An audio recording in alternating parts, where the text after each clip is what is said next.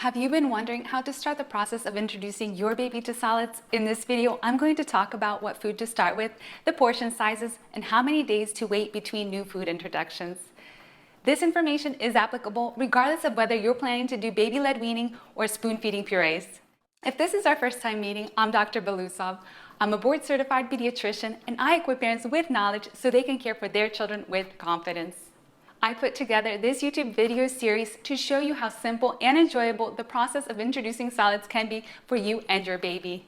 Be on the lookout for more videos like this released on a weekly basis. Hit the subscribe button and ring the bell so you get notified when the newest video is released. First, let's talk about what foods to start with. In the beginning of the food introduction process, we want to give single ingredient foods to see how the baby will do and watch for potential reactions. The most common foods parents start with are avocado, sweet potato, carrots, or banana. That's right, you don't have to start your baby off with rice cereal. It really doesn't matter which of the single ingredient foods you start with, as long as you prepare and offer it in a way that's safe for your baby. Of course, foods like avocado and banana will not need to be cooked, but hard vegetables and fruits like apples will need to be softened. You may have heard that giving fruits before vegetables can cause the baby to prefer sweets, but there's no research that supports this. The more important thing is that you're introducing a wide variety of food to your baby from the different food groups, which include vegetables, fruits, carbohydrates, proteins, and the allergenic foods. Babies who eat a broad range of foods experience more of the different tastes, smells, and textures, increasing the likelihood that they will be open to trying new foods as they get older. In addition, research shows that early introduction of the common allergenic foods is very likely to decrease the baby's risk of developing allergies to these foods. The common allergenic foods include milk, peanut, egg, fish, soy, tree nut, wheat, and shellfish. As adults, we may have a tendency to eat the same foods for breakfast and may have a small range of favorite dishes that we eat every week. We can still be getting all the necessary nutrients from our diet, but when it comes to introducing your baby to solids, this approach isn't recommended. We find that children who didn't get exposed to a wide variety of foods as babies tend to have a limited number of foods that they are willing to take, especially as toddlers. In general, before 14 to 18 months of age, most children are much more open to trying new foods and eat a greater variety. After that, most toddlers go through a phase of being more particular about their food and start limiting their diet.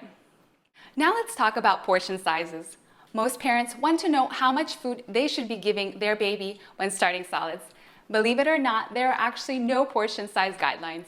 The reason being that all babies are unique and will have their own individual journey of how slowly or quickly they take to solids. This is why it's so important for you to learn to pay attention to the baby's cues to know when they're finished.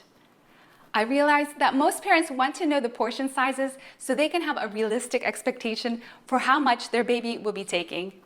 So let me tell you what the process of starting solids looks like realistically for most babies. If you will be doing the spoon-feeding purees approach, the first several weeks, your baby will probably spit most of the purees out and will probably only be open to taking a few teaspoons before turning away from the spoon or refusing to open the mouth to take more. If you will be doing the baby-led weaning approach and offering your baby soft strips of food, you can expect that most of the food will end up smeared on the baby's face, hands, and bib.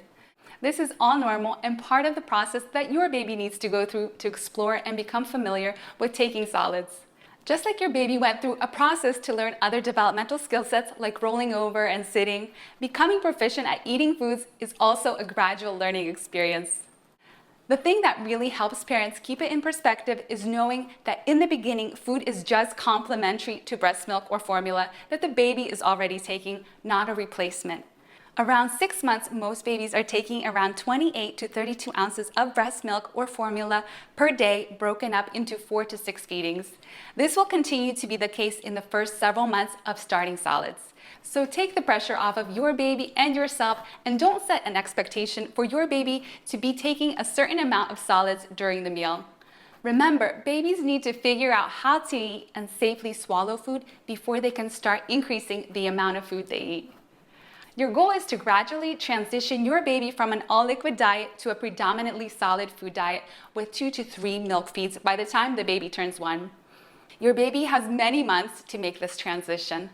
From my experience, most babies really start getting the hang of taking solids around 8 to 9 months. But even at that age, we expect the baby will be taking only about 6 to 12 teaspoons of food per meal. I also want you to be aware that each day of taking solids is going to look different. One day, your baby might be showing an interest in food and willing to take more bites, and other days, whether it's because of teething or something else, your baby will be uninterested in food. There is nothing wrong with your child. This is all part of the journey. Your job is to offer the food, and it's up to your baby how little or how much she is going to take. Let me know that you're finding this information helpful by hitting the thumbs up button. Now let's talk about how many days you should wait between introducing new foods. Most likely, you were told by your child's healthcare provider to wait anywhere between 2 to 5 days. However, there is absolutely no research to suggest that it's necessary to wait that long between introducing foods that are low risk for allergy. The main reason to give a single ingredient food when giving it for the first time is to see if the baby has an allergic reaction. If we offer multiple foods for the first time in the same meal, in the event that the baby has a reaction, it will be hard to figure out which food was the culprit. So when giving a new food to your baby, it does make sense to offer only one food that day. An allergic reaction to a food will typically occur minutes to a few hours after eating that food. Fortunately, it's rare for a baby to have an allergic reaction to most foods that are not the typical allergenic foods. The concern with waiting 2 to 5 days between introducing new foods is that it significantly limits the number of flavors and textures that your baby will get to experience before the picky toddler phase begins. Waiting many days between food introductions also tends to put off the early exposure to the common allergenic foods. So to make it possible for you to expose your baby to a wide variety of foods, I recommend in a given week to introduce a new vegetable on one day, a new fruit another day, a new protein another day, a new carbohydrate food a separate day, and then to be more cautious, give one new allergenic food the final 3 days of that week. And then repeat that same approach the following week with new foods. In next week's video, I'm going to walk through an example of what week 1 of starting solids could look like for your baby. It will be linked up here once it's released. From my own experience, I've had parents who followed this approach. Their babies were exposed to around 100 new foods by their first birthday, compared to the 20 to 30 foods that babies were exposed to when parents waited 2 to 5 days between food introductions. It's to your baby's benefit to be exposed to a wide variety of foods. The likelihood of being a picky eater is lower in children who are exposed to more flavors and textures.